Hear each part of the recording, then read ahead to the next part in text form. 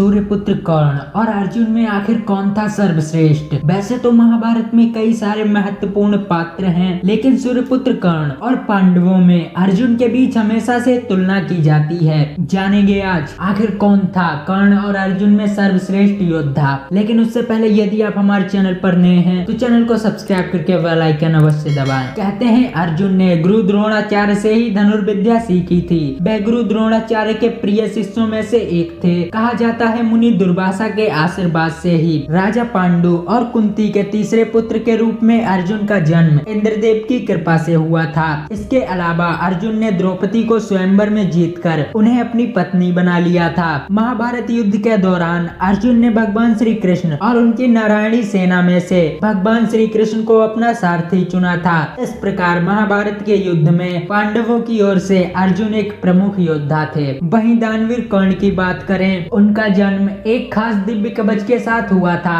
दानवीर कर्ण का पहले जन्म हुआ था जो कि सूर्यदेव की कृपा से हुआ था, लेकिन उसी समय कुंती ने कर्ण को नदी में बहा दिया था। ऐसे में इनका पालन एक सूत परिवार में हुआ। जब कर्ण युवावस्था में आए और वो शिक्षा लेने द्रोणाचार्य के पास गए, उन दिनों गुरु द्रोणाचार्य कुरु राजकुमारों को शिक्षा प्रदान करते थे, लेकिन उन्होंने कर्ण को इसलिए शिक्षा देने से मना कर दिया था क्योंकि वह एक सूत पुत्र थे। जिसके बाद कर्ण को परशुराम का साथ मिला और उन्होंने कर्ण की प्रतिभा को निखारकर उसे निपुण धनुधारी बना दिया। महाभारत के युद्ध में जब पितामह भीष्म घायल हो गए थे, तब कर्ण ने अपनी शक्ति का प्रयोग कर कौरवों की तरफ से पांडवों को युद्ध में कड़ी चुनौती दी थी। इसी प्रकार महाभारत के युद्ध में सूर्यपुत्र कर्ण भी एक महान योद्धा थे। द्रौपदी के स्वयंवर में अर्जुन और कर्ण दोनों ने ही भाग लिया था। ऐसे में कर्ण और अर्जुन दोनों ही उपयुक्त वर थे, लेकिन कर्ण की दुर्योधन के साथ मित्रता के चलते द्रौपदी ने अर्जुन से विवाह कर लिया। दूसरी ओर द्रौपदी के चीरहरण के समय कर्ण ने द्रौपदी को वेश्या कहकर संबोधित किया था, क्योंकि स्वयंवर के समय द्रौपदी ने कर्ण को सूत पुत्र कह दिया था। सूर्यपुत्र कर्ण ने अपनी माता कुंती को ये वचन भी दिया था